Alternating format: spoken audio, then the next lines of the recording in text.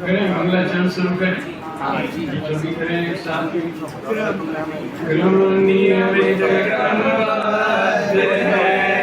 जग की सब पर्याय निर्णय हो सर्वज्ञ का दृष्टि निज में आए।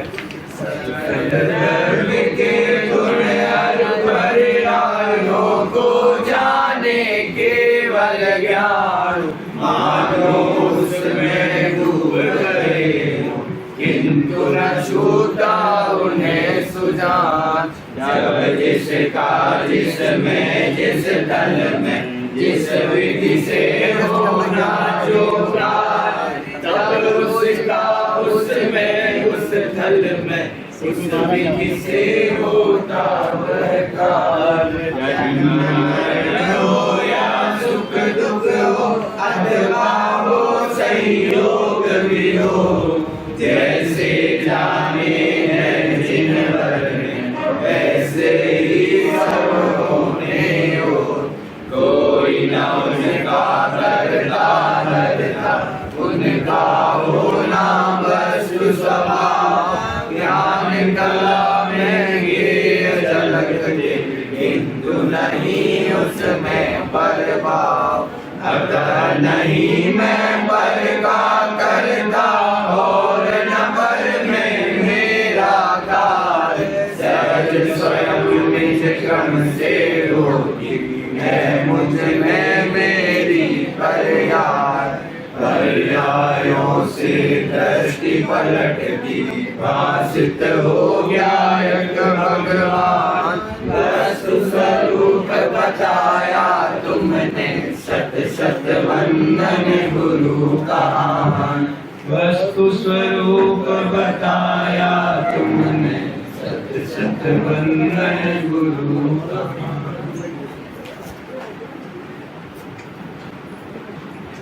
क्रमबद्ध पर्याय के विषय में चर्चा तो बहुत होती है।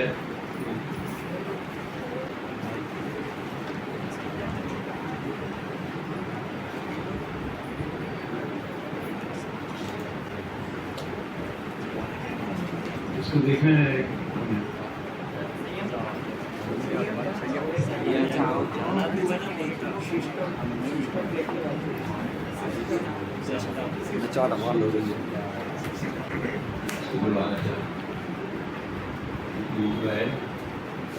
कल एक प्रस्ताव आया था, मुझे भी विचार आया कि अपन को बाद में चर्चा के बारे में अपन को प्रश्नोत्तर भी रखना चाहिए, क्योंकि लोग जानते तो बहुत हैं लेकिन कंफ्यूजन भी बहुत रहता है।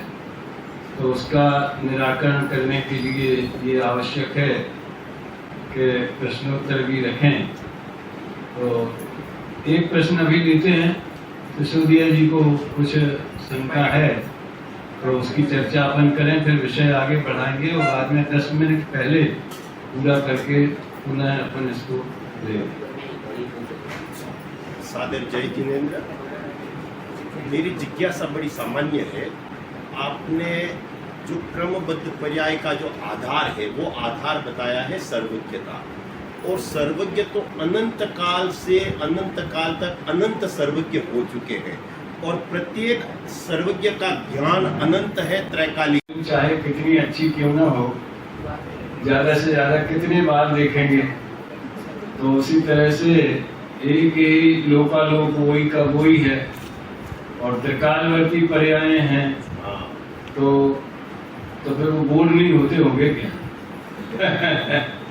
वास्तविकता ये है कि एक तो आगम का समाधान तो ये है कि ज्ञेय भी परिणमते रहते हैं, तो वे जो बात कल होने वाली है तो उसे आज भविष्य के रूप में जानते हैं, पर जब कल हो जाएगी तो उसे वर्तमान के रूप में जानते हैं। इस तरह से उनमें ये परिवर्तन होता है। तो केवल ये समाधान थोड़ा इसलिए किया गया कि जैन न्याय में धारावाहिक ज्ञान को प्रमाण नहीं माना। ये जो परीक्षा के छात्र जानते होंगे, धारावाहिक ज्ञान को अपने यहाँ प्रमाण नहीं मानते। लेकिन ये समाधान मुझे भी ज्यादा गले नहीं उतरता। क्या फर्क पड़ा?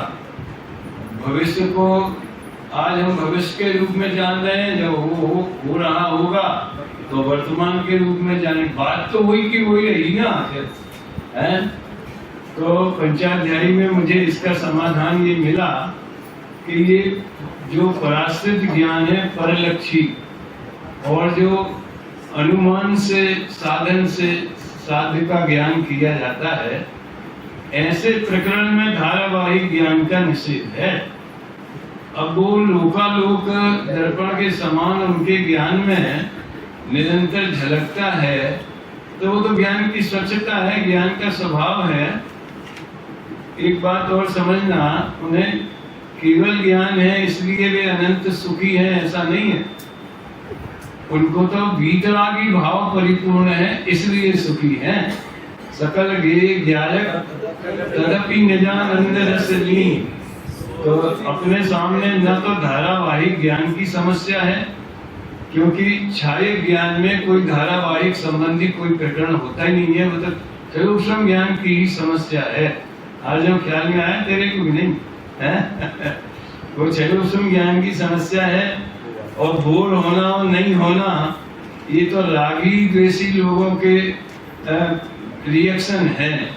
यार मजा नहीं आया, और हमें गे को जानने से मजा आवे तो फिर हम कहेंगे यार यही दो जाने, यही जाने, दो जाने यही जाने, तो क्या मजा आया? फिर भैया मजा आना और नहीं आना ये तो राग द्वेष वालों की भूमिका में होता है।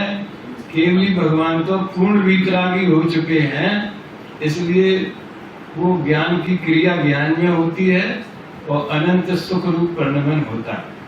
खैर बाद में और प्रश्न आप लोग देखना।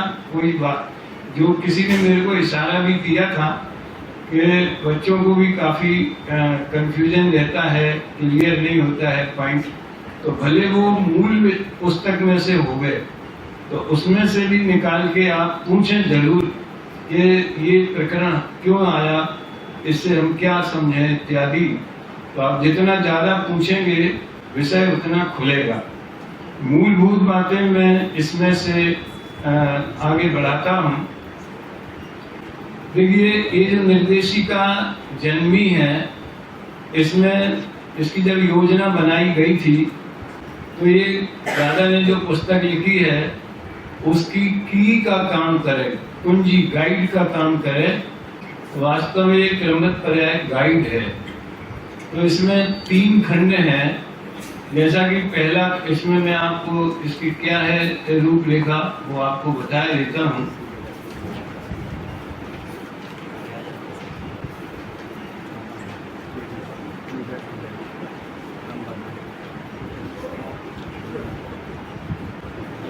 ये पेज नंबर 12 पे देखिए। अब अंतिम पैराही में पढ़ता हूँ तो आपको विषय क्लियर हो जाएगा। प्रतिपाद्य विषय के बाद दिए गए प्रश्नों को छात्र से पूछा जाए। ये तो कैसे पढ़ाना है उसकी योजना है। ये सामान्य निर्देश हैं।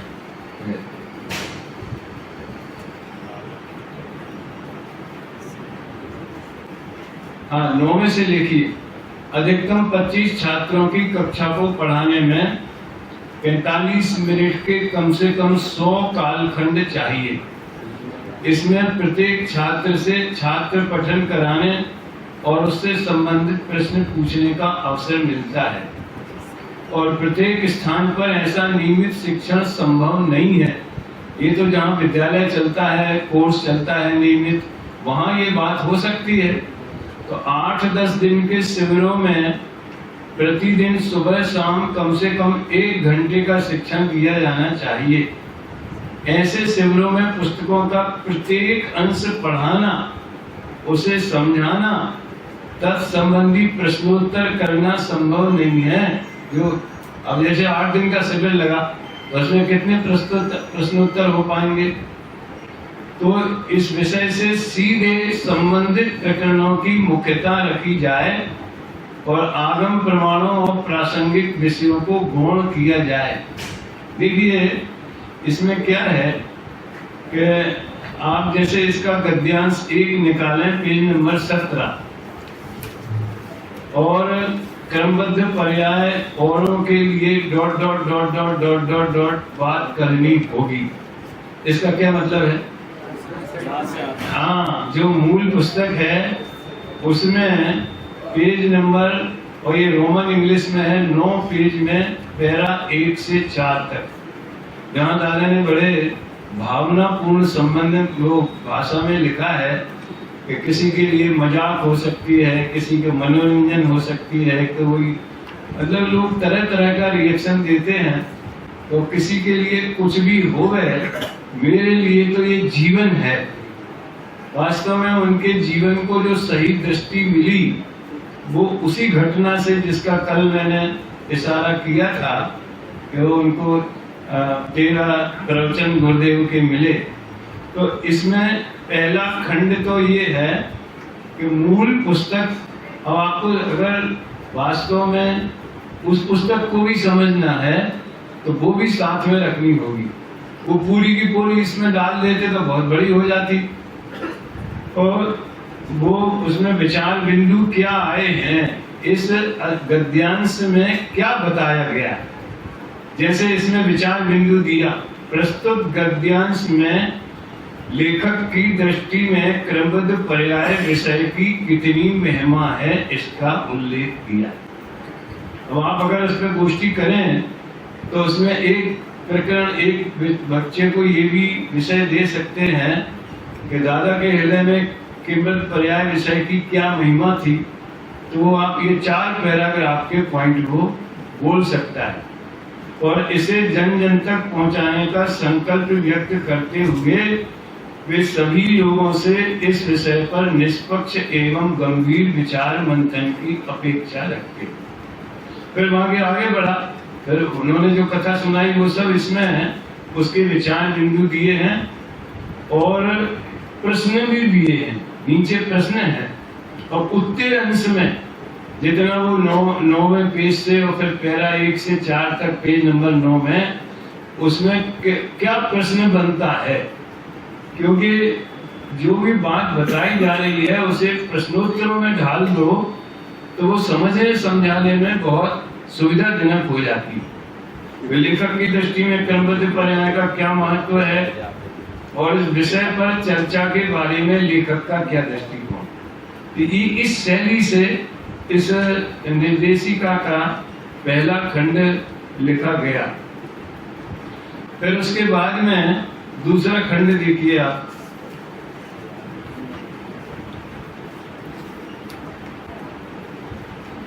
पहले खंड में पूरी पुस्तक को समावेश कर लिया और फिर बाद में फिर इसमें ये सब बीच में वो है सर्वज्ञता की श्रद्धा और भवितव्यता, ये क्रमबद्ध पर्याय, कुछ प्रश्नोत्तर, तो उन्होंने भी प्रश्नोत्तर दिए, तो फिर उन प्रश्नोत्तरों में भी जो विचार बिंदु आए हैं उसकी भी अपन ने एक समझ लीजिए समीक्षा इसमें की है। इसके 2 पेज नंबर 82,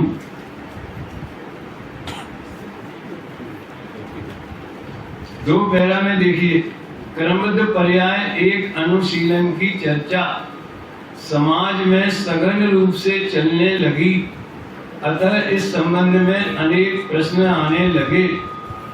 यद्यपि अनुशीलन खंड में, वो मूल पुस्तक में ही है 2 खंड, एक अनुशीलन और एक प्रश्नोत्तर, इस विषय के सभी संभावित पहलुओं पर पर्याप्त चर्चा हो चुकी है, तथापि इन प्रश्नों पर भी विचार किया जा रहा है ताकि विषय का सर्वांगीण स्पष्टीकरण हो सके। तो जो भी अनुशीलन में प्रश्नोत्तर आए हैं उनकी चर्चा भी अपन ने इसमें की है। अब आप निकालिए अध्याय 4।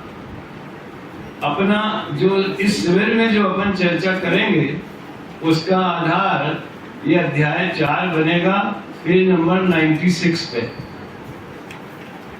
देखिए, विगत 3 अध्यायों में क्रमबद्ध पर्याय पुस्तक के अनुशीलन एवं प्रश्नोत्तर खंड में समागत प्रमुख विचार बिंदुओं की चर्चा की गई है एवं उससे संक्षिप्त प्रश्न भी दिए गए, संबंधित प्रश्न। तथापि 8-10 दिन के शिविर में इस महत्वपूर्ण विषय को पढ़ाने के उद्देश्य से यहाँ मूल विषय से संबंधित प्रश्नोत्तर दिए जाते। पूरी किताब में उसको हृदयंगम करने के लिए जो जरूरी है वो उनको दोबारा प्रश्नोत्तरों में, तो उन प्रश्नों से अलग है ये विषय को अपने को पूरी तरह से पकड़ में आ जाएंगे। तो यहाँ ये भी अनुरोध किया है प्रवचनकारों एवं अध्यापक बंधुओं से सानुरोध आग्रह है कि इन प्रश्नोत्तरों के आधार से विषय का स्पष्टीकरण करते हुए इन्हें छात्रों को हृदयंगम कराने का प्रयास करें। अभी आप देखिए, इस प्रश्नोत्तर खंड में भी 2 हिस्से हैं। एक तो जो विषय से संबंधित प्रश्न है वो, और दूसरे प्रसंगानुसार जो और विषय भी इसमें आ गए। जैसे मान लीजिए त्रिलक्षण परिणाम पद्धति एक विषय आया, ख्याल में आए ना।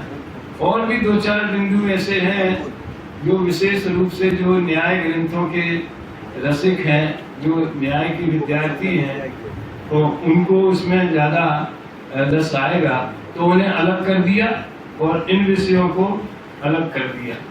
और आपका इस शिविर का जो टारगेट है, आप समझ लीजिए पेज नंबर 111 तक है। बहुत छोटा है, कोई बहुत बड़ा नहीं है ये। तो अध्याय 5 में प्रासंगिक प्रश्नोत्तर, और उसमें त्रिलक्षण परिणाम पद्धति, प्रवाह क्रम, ये है ना विषय सब आए। आप कहीं से भी पूछ सकते हैं, उस पुस्तक में प्रासंगिक भी हो गए वो, मूल पुस्तक में हो गए वो, इसमें से हो गए वो। चलिए अभी अपन वापस आ जाइए 96 पेज पर, और यहीं से बात शुरू उठाई कि क्रमबद्ध पर्याय क्या है। क्योंकि इस शब्द को सुनने से ऐसा लगता है कि ये ऐसे एक सम्यक दर्शन पर्याय है, एक मिथ्या दर्शन पर्याय है, ऐसी कोई पर्टिकुलर पर्याय होगी जिसे हम क्रमबद्ध पर्याय नाम से कहा गया है। तो इसलिए समझिए बिल्कुल मूलभूत आधारभूत प्रश्न है। कोई भी चीज की समीक्षा करनी हो, परीक्षा करनी हो, तो ये देखा जाता है कि ये द्रव्य है कि गुण है कि पर्याय। इसलिए इसमें वो ऑप्शन भी दे दिए, ये द्रव्य है कि गुण है कि पर्याय। नाम तो लिखा है पर्याय है, तो फिर दूसरा सवाल आएगा किस गुण की है।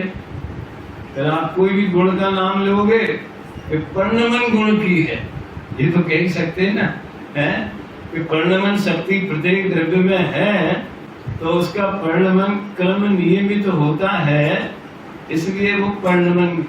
वो कौन सा है? 6 सामान्य गुणों में द्रव्यत्व गुण, तो द्रव्यत्व गुण की पर्याय है क्रमबद्ध। तो वो किस द्रव्य का है? वो सभी द्रव्यों का है। तो बात तो सब पे हो गई, फिर एक पर्याय की बात कहाँ रही फिर। इसलिए आप इसका उत्तर देखिए, क्रमबद्ध पर्याय किसी एक द्रव्य या गुण या पर्याय का नाम नहीं है, अपितु समस्त द्रव्यों और गुणों के पर्णमन की सुव्यवस्थित व्यवस्था, यानी वस्तु के पर्णमन की व्यवस्था। कल मैंने एक शब्द बोला था, लोगों को ऐसा लगता है क्रमबद्ध तो कहीं आता नहीं है, क्रम नियमित शब्द आता है, तो हम तीसरा बता देते हैं कि ये पर्णमन करने का सिस्टम क्या है। देखो सिस्टम एक बढ़िया समझने की चीज है। किसी ने सॉफ्टवेयर देखा है? देखा है कैसा होता है?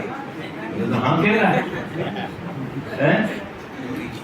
एक सॉफ्टवेयर की सही घटना है। एक बार मैं नागपुर से छिंदवाड़ा जा रहा था, बस में था, और एक बगल में एक नवयुवक बैठा था, तो थोड़ी बहुत बातचीत हुई। तो उसने बताया कि वहाँ पे छिंदवाड़ा में एक काम है, किसी दुकानदार को सॉफ्टवेयर की प्रॉब्लम है, और मैं सॉफ्टवेयर इंजीनियर हूँ, तो मैं उसके लिए जा रहा हूँ। तो मैंने कहा अच्छा आदमी मिल गया यार, मेरी बहुत पुरानी जिज्ञासा का ये समाधान कर सकता है। तो मैंने उससे पूछा एक बात बताओ, सॉफ्टवेयर कहते किसको? मुझे पता ही नहीं था। और उसके पहले एक घटना और घट चुकी थी कि बम्बई में जो अपने वो अनंत भाई हैं, तो उनके पुत्र हितेश भाई ने मेरे को बोला कि मैं आपको एक सॉफ्टवेयर दूंगा, वो जाके आप छिंदवाड़ा वालों को दे देना। मैंने कहा ठीक है। तो उन्हें एक सीडी पकड़ाई। अब आपको हंसी आएगी सुन के, मैंने उनसे पूछा कि सॉफ्टवेयर कहाँ है, जी तो सीडी है। तो बोले वो उसके अंदर है। तो अपन ज्यादा पूछे तो और अपनी मूर्ख का प्रकट हो गया, इसलिए चुप रह गए। जो तुम कह रहे हैं सो प्रमाण है। कुछ भाव भाषण की उस समय भी नहीं हुआ। फिर जब उस युवक से बात हुई तो यह सॉफ्टवेयर होता कैसा है, तो उसने बोला देखो, हार्डवेयर माने उसे आप हाथ से पकड़ते हैं, यूज कर सकते हैं, फैक्ट्री में बनता है। और सॉफ्टवेयर एक सिस्टम का नाम है। तो क्या सिस्टम है? तो ये वाला बटन दबाओगे तो ये बल्ब जलेगा, दूसरा बगल का बटन दबाओगे तो पंखा चलेगा। तो ये कैसे, ये सिस्टम, ये भी एक सिस्टम है ना। हमने ऐसी लिंक बिठाई है, उसके वायर इससे जोड़े हैं, इससे जोड़े हैं, इसका करंट इसमें जाता है। तो वो एक सिस्टम को हम लोग डेवलप करते हैं। मैं शुरू से मतलब ये जब से अटल जी के जमाने से, जब से अपने देश में ये क्या बोलते हैं IT IIT है, और सॉफ्टवेयर का बहुत ज्यादा प्रचलन हुआ, और उससे अपने यहाँ की इकोनॉमी बहुत मजबूत हुई। उससे तो मैं उन लड़कों से बोलता, किसान कम से कम खेत में गेहूं तो उगाता है, गन्ना तो उगाता है, तुम्हारी कंपनी तुम्हें लाख लाख रुपए महीना देती है, तुम पैदा क्या करते हो ये मेरी समझ में नहीं आता। तो सोचो आप, एक सिस्टम को डेवलप करने में कि आप एक रेलवे की ऐप खोलो और उसमें कोई ट्रेन नंबर डाल लो, और उस ट्रेन नंबर से वो ट्रेन कब कहाँ खड़ी है, कहाँ जा रही है, क्या हो रहा है, ऐसे लाखों सॉफ्टवेयर देश में बने हैं, लेकिन देखा किसी ने नहीं है, वो अनुभव सब करते। तो जब जिस कोई ऐसा प्रश्न करता है वो आत्मा देखता क्यों नहीं है, तो मैं यही पूछता हूँ, सॉफ्टवेयर देखा तुमने? जब सॉफ्टवेयर नहीं देखा तुम उसको मानते हो, वो मानते ही नहीं, उसका उपयोग भी करते, तो फिर आत्मा का क्यों नहीं कर सकते? तो आत्मा में भी उपयोग है। समझ में आया ना? वो भी उपयोग लक्षण वाला है, वो भी उपयोग लक्षण से ही उपयोग करता है, जानन क्रिया करता है। ये प्रत्येक द्रव्य में परिणमन स्वभाव तो है ही, ये तो अपन सब जानते हैं। अब वो परिणमन कब होगा, कैसा होगा, कौन करेगा, क्या होगा, ये सिस्टम कौन तय करता है? अन्यमति में तो सब उसके हाथ में है, राम जी की मर्जी। जितनी चाबी भरी राम ने, वो चाबी भी सॉफ्टवेयर है। विचित्र बात तो ये है। समझ में आया ना? तो यहाँ तो वस्तु में ही वो व्यवस्था वस्तु के भीतर है। तो क्रमबद्ध पर्याय तो समझ लीजिए, जैसे हम खड़े हैं तो मूल चीज तो हम हैं, और दर्पण में जो चेहरा झलक रहा है वो दर्पण की स्वच्छता है। वैसे क्रमबद्ध पर्याय 6 द्रव्यों के परिणमन की व्यवस्था है, और भगवान सर्वज्ञ जानते हैं, और सर्वज्ञता से उसका क्या लेना देना है ये विषय इसमें आगे आएगा। क्योंकि अगर निश्चित नहीं होता तो भगवान क्या जानते, कैसे जानते? जैसे अपने शिविर में हमने पहले से निश्चित कर दिया, पोस्टर बना दिया कि 4 बजे से ये 3 कक्षाएं चलेंगी, सुबह 10:15 से ये 3 कक्षाएं चलेंगी। तो निश्चित होने के बाद ही तो घोषणा हुई। तो निश्चित कहाँ हुआ? भगवान के ज्ञान में निश्चित हुआ कि वस्तु व्यवस्था में निश्चित हुआ? कहाँ निश्चित था? भगवान ने तो जाना है। और समझ लो कोई पर्टिकुलर केस में हम भरत चक्रवर्ती को इच्छा हो गई तो उन्हें पूछ लिया कि कोई और तीर्थंकर है क्या, तो वो बात आगम में प्रसिद्ध हो गई, द्वारका चलने की प्रसिद्ध हो गई। समझ में आया ना? कई बातें जो पुराणों में तो बहुत भरी पड़ी हैं वे सब प्रसिद्ध हो गई, लेकिन सारी व्यवस्था को तो भगवान जानते ही हैं, बनाते नहीं। तो देखो, तो एक पहला संक्षिप्त उत्तर तो ये है, क्रमबद्ध पर्याय क्या है कि प्रत्येक द्रव्य के समस्त द्रव्यों और गुणों के परिणमन की सुव्यवस्थित व्यवस्था। ये सुव्यवस्थित क्या होता है इसकी चर्चा आगे समझ लीजिए चौथे पांचवें प्रश्न में आएगी, पांचवा प्रश्न में आएगी, इसलिए मैं अभी उसमें चर्चा नहीं करता जा रहा। तीसरे में भी इशारा किया है। अभी देखो, क्रमबद्ध पर्याय किसे कहते हैं, क्या है और किसे कहते हैं। तो क्या है में तो आया सुव्यवस्थित व्यवस्था है।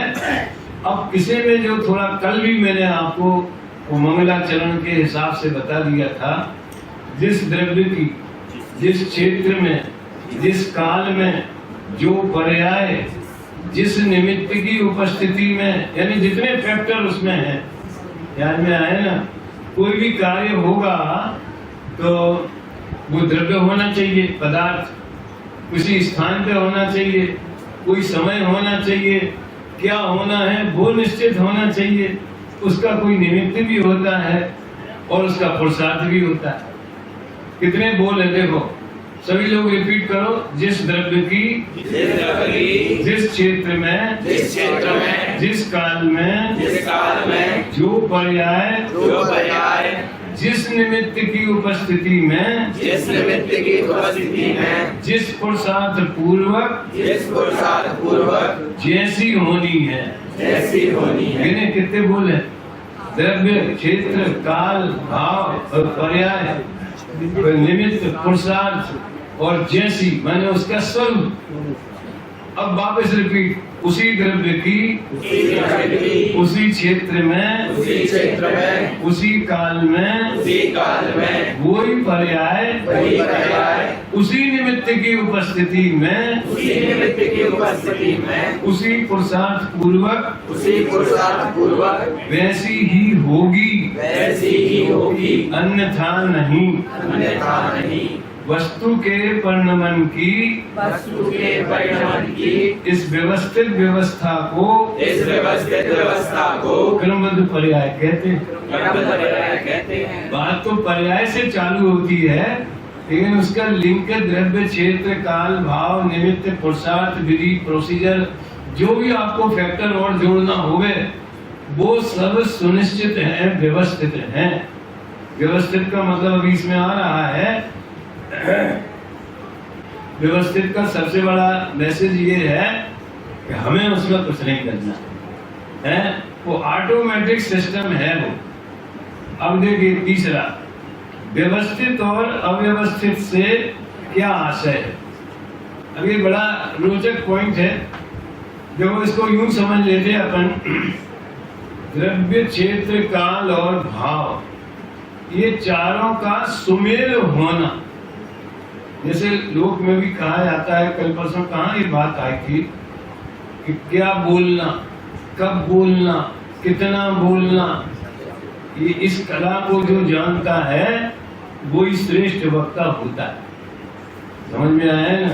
संसद में बोलना है तो कैसा बोलना, चुनावी सभा में बोलना है तो कैसा बोलना, हर कोई इस कला में माहिर नहीं होता। फिर अपने बड़े बड़े वक्ता, और समझ लो जैसे दादा का हमेशा अपने विद्यार्थियों से ये अपेक्षा रही कि हमारे पास बड़े बड़े प्रवचनकार तो हैं, वे जो समय सार पे प्रवचन कर दे रहे, पूरा समय सार समझा दे रहे, लेकिन किसी सार्वजनिक सभा में 5 मिनट के लिए बोलना होवे तो उसके ट्रेनिंग वाले नहीं। समझ में आया? अब जैसे अचानक आपको पता नहीं कि आपको बोलना है और फिर कह दिया महावीर जयंती का समय है तो आप महावीर जयंती पे बोलो, तो क्या बोले? तो फिर इधर उधर की बातें होती हैं, कोई सार्थक बातें तो होती नहीं है। तो अपना मति व्यवस्थित होना चाहिए, ज्ञान व्यवस्थित होना चाहिए कुछ ऐसे खास बिंदुओं पर जिनसे समाज हमसे अपेक्षा रख सकती है। कभी हमसे, जैसे अभी मुझे मालूम नहीं था कि मुझसे भी कहेंगे बोलने का समझ में आया? कल तो मैंने सोच रखा था तो कल नंबर नहीं आया, और आज मैंने सोचा नहीं था, लेकिन साहब 2 मिनट बोल दो। लेकिन माइंड सेट रहना चाहिए। तो कब क्या कैसा बोलना ये बहुत बड़ी बात है। तो उसी तरह से वस्तु व्यवस्थित है, इसका क्या अर्थ है? तो इसमें एक उदाहरण दिया है, आप लोगों को ज्यादा अनुभव होगा, हम लोगों को भी था जैसे किसी विद्यार्थी के कमरे में कपड़े हैंगर पे टंगे हों, पुस्तकें अलमारी में हों, अन्य सभी वस्तुएं यथा स्थान हों, तो उसका कमरा व्यवस्थित कहा जाएगा। और यदि पुस्तकें पलंग पर हों, कपड़े कुर्सी पर टंगे हों, अन्य वस्तुएं भी यहाँ वहाँ बिखरी हुए हैं, और ज्यादा नहीं लिखा, जूते चप्पल कोने में रखे हों, समझ में आया ना? एक व्यवस्थित जगह पे देखो। एक बार द्रोणगिरी सिद्धि क्षेत्र आपने सुना, सिद्धायतन, वहां पे पंडित साहब के वो उनकी सुविधानुसार रुके हैं, इसकी व्यवस्था के लिए बनाने की बात चल रही थी। तो मेरे को उन्होंने एक बहुत मार्मिक संदेश दिया कि लोग समझते हैं कि हमारे लिए बनाना है, मतलब चकाचक बनाना है, बिल्कुल मार्बल लगाना है, बिल्कुल टाइल लगाना है, तो ऐसा हमको नहीं चाहिए।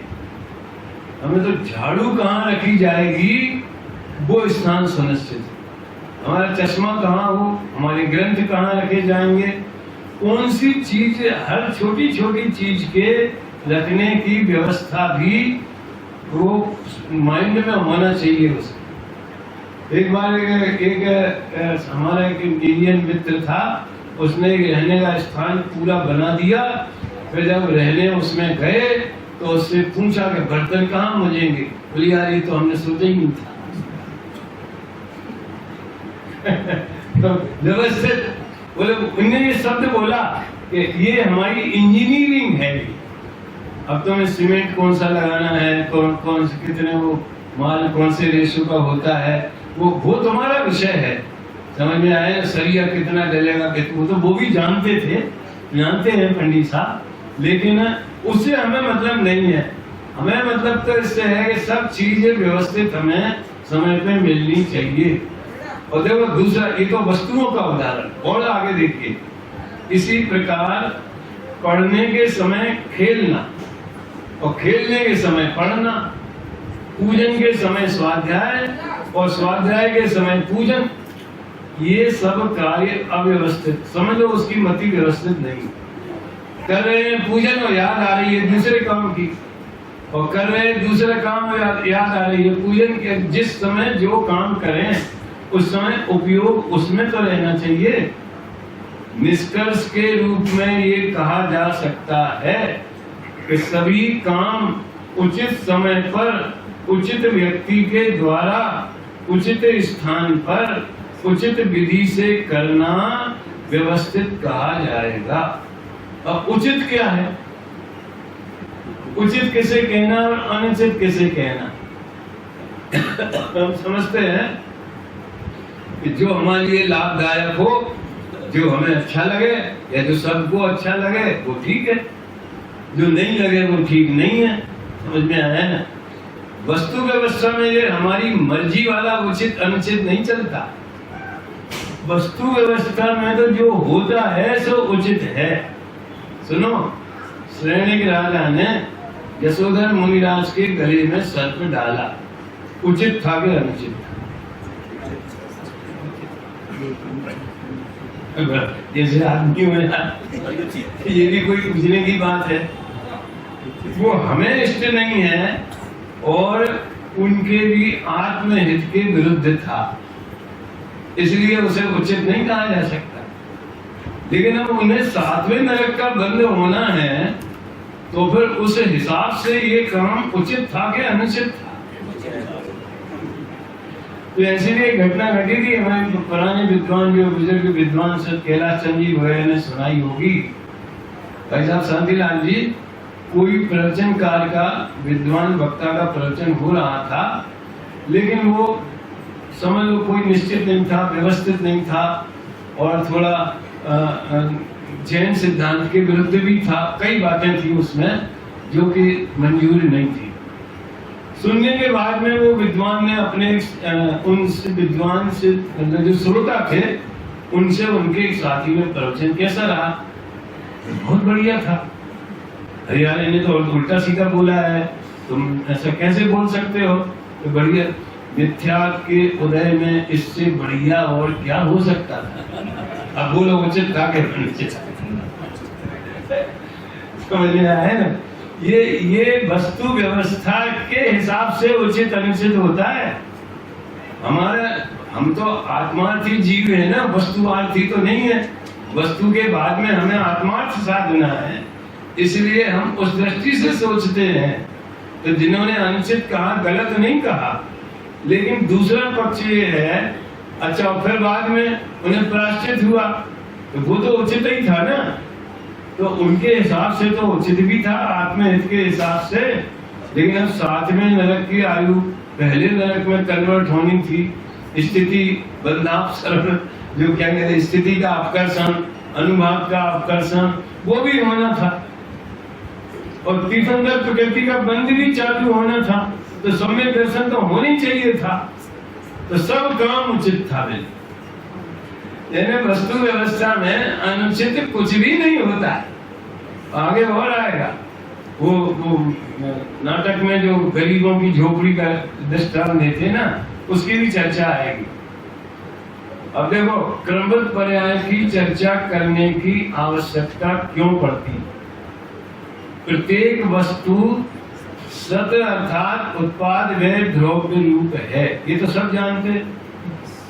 तो सत में सत्ता कायम रहती है त्रिकाल, और उसी में ही परिणमन व्यवस्था भी वस्तु के अंदर है। तो परिणमन करना वस्तु का सहज स्वभाव है।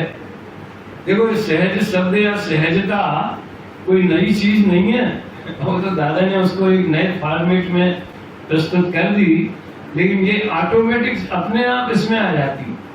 सहज स्वभाव माने क्या? किसी ने डाला नहीं है उसके भीतर, किसी को कराना नहीं पड़ता, वो उसके स्वरूप में ही शामिल है।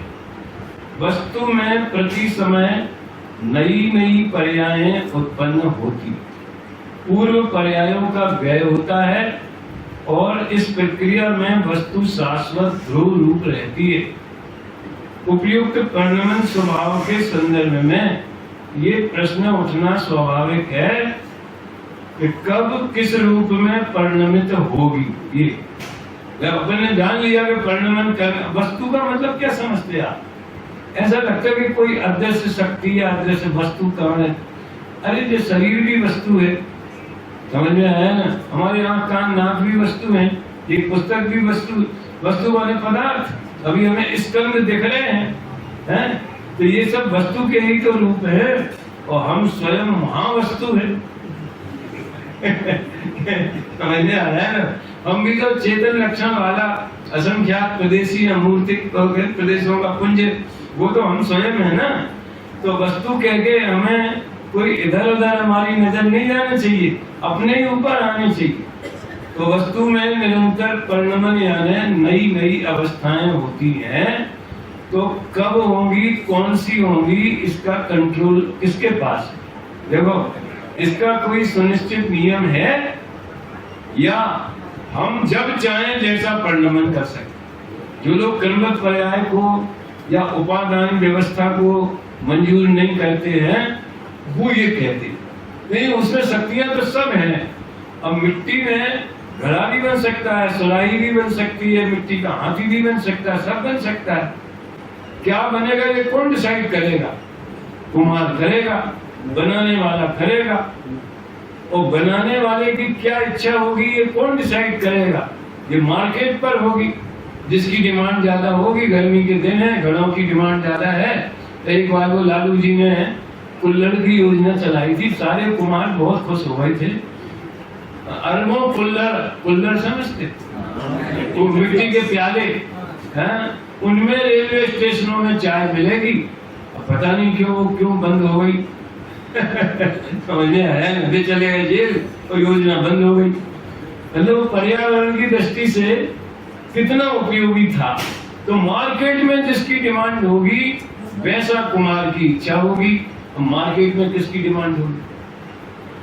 यानी आप प्रश्न के ऊपर प्रश्न लगाते जाओ तो आपको होनहार और भविष्य तक तभी आना पड़ेगा। वो कहते जैसा जो कुमार चाहेगा वो मिट्टी में से परिणमन होगा। यहाँ ये कहना है कि जैसा परिणमन होना है वैसी ही उसकी इच्छा होगी। उसे पता नहीं है, लेकिन ये ऑटोमेटिक सिस्टम है। खैर, तो कर्म पर्याय का जो सिद्धांत है वो इसी व्यवस्था को क्लियर करने के लिए है कि वस्तु की परिणमन व्यवस्था में कब क्या होना है ये निश्चित है, या हम लोगों को एक संगठन बना के, एक परिषद बना के, एक सोसाइटी बना के, एक सरकार बना के हमें निश्चित करना है, या वस्तु व्यवस्था में निश्चित है? इसका जवाब कर्मक पर्याय से होगा।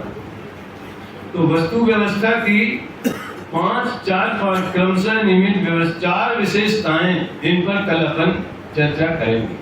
अभी जो चर्चा हुई है उसमें कोई प्रश्न हो गए तो अभी है अपने पास 5-6 मिनट, तो अपन उसको ले सकते हैं। बोल भाई।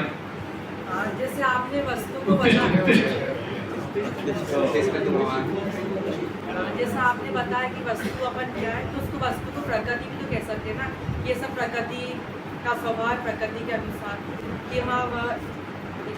क्या बोल रहा है?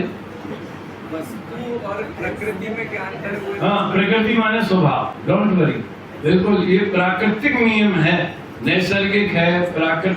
प्राकृतिक माने जो ओरिजिनल वस्तु स्वभाव से ही होवे वो प्राकृतिक है।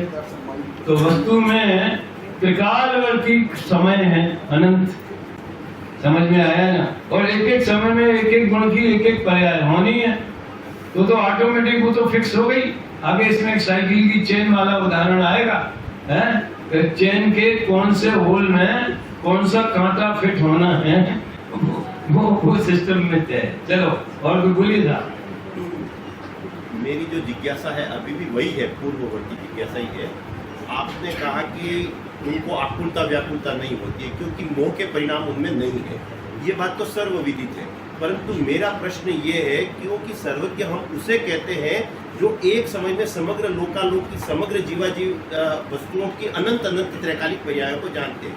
तो वे उसी निरंतर सर्वज्ञ वही तो पर्याय जान रहे हैं, निरंतर वही जानते हैं। तो क्या प्रॉब्लम क्या जानते हैं? तो फिर हम यदि आज ऋषभ देव भगवान ने जाना तो उनसे अनंत पूर्व केवल भी तो वही जानते होंगे भगवान। बिल्कुल बिल्कुल जानते हैं, नो प्रॉब्लम। तो वही एक ही दृश्य होता है।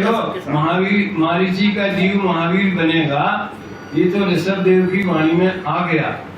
उनके पहले अनंत 24 हुई, अकेले तीर्थंकर नहीं, केवली जो तीर्थंकर नहीं हुए, ऐसे जो केवल ज्ञानी हुए वे सब त्रिकालवर्ती पर्याय को जानते हैं और सब द्रव्यों की जानते हैं। अपन रागी द्वेषी तो अपन पर्टिकुलर इंडिकेशन करना चाहते, हमारी भी जानते होंगे, तुम्हारी भी जानते होंगे, सबकी जानते हैं। तो सबकी जानने में किसी ध्येय विशेष की ओर उनका झुकाव नहीं होता, वो तो सामान्य रूप से सबकी जानते हैं। बात खत्म हुई। जानने में कोई प्रॉब्लम समझ में नहीं आनी चाहिए। क्यों प्रॉब्लम हुए? अब दर्पण के सामने जो पदार्थ आएगा वो उसको जानेगा, वो उसको झलकेगा।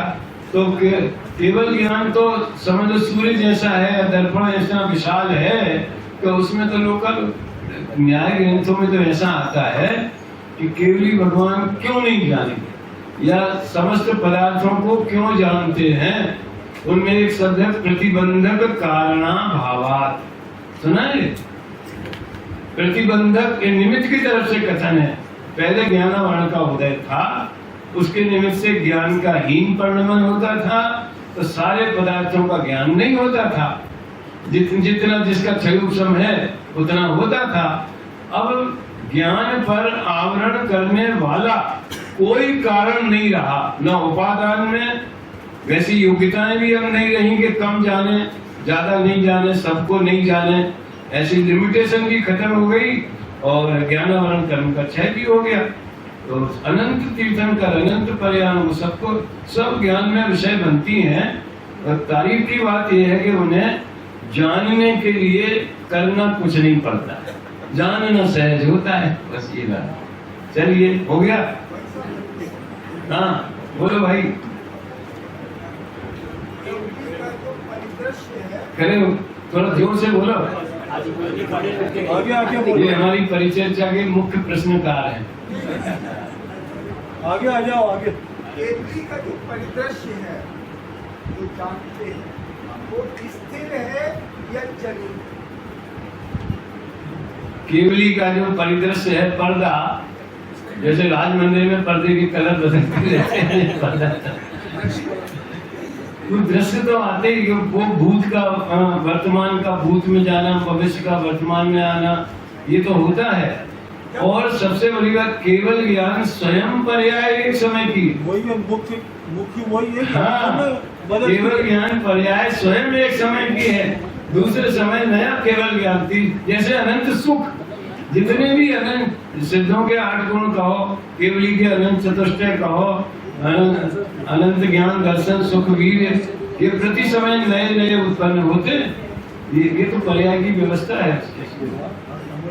हाँ, अनेक विपक्ष वाले लोग ऐसा कहते हैं कि जो क्रमबद्ध पर्याय शब्द है और क्रम नियमित जो शब्द है, इसमें अंतर है। क्रम नियमित अर्थात कि क्रम से होंगी, और क्रमबद्ध अर्थात कि बंधी हुई है वही होगी जो होने हो गया। तो ऐसे वो अंतर बताते हैं। तो आपने कहा था कि कोई बात नहीं, अगर बताते हैं तो उन्हें ये सोचना चाहिए कि जो भी होने वाली है वो भगवान जानते कि नहीं जानते। इतनी बात। सर्व द्रव्य पर्यायेषु केवल अस्ति का क्या अर्थ है? आप हिंदी की छोड़ो, अभी तो एक क्लिप आई थी जिसमें वो कहा ना, कार्तिकीय अंतरिक्षा का कल मैंने बताया, जम जस्य जमनी देशे। तो ये तो गृहीत मिथ्यात्व को छुड़ाने की बात है। दादा ने उसका उल्लेख किया पुस्तक में। तो क्या गृहीत मिथ्यात्व छुड़ाने मात्र के लिए कि आप कुबूर कुदेवों की आराधना न करो, तो आपको समझा दिया कि भैया जिस समय जो होना है वो होना है, वही निश्चित है। क्या होना है ये भगवान जानते कि नहीं जानते? पहला प्रश्न। उसकी हिम्मत हो तो बोले नहीं जानते। अगर नमोकार मंत्र बोलता है, उसकी हिम्मत हो तो बोले नहीं जानते। और कदाचित कोई दुस्साहस करे भी तो फिर जिज्ञासा होनी चाहिए, क्यों नहीं जानते, क्यों नहीं जानते। छाये ज्ञान किसे कहते? ज्ञानावरण का क्षय हो गया। अरे तो उनकी भाषा में बोल दे, निमित्त प्रधान, ज्ञानावरण का क्षय। देखो एक बात है कि अपने को विषय जब समझना होवे तो प्रश्न तो सब तरफ के आने चाहिए। आप अंदर में नहीं रखना कि हमें तो इसके पक्ष में ही सोचना है। दादा हमसे एक बात कहते, अभय कुमार जी, ये चर्चा निरंतर चलती रहनी चाहिए। कैसे चलती रहे?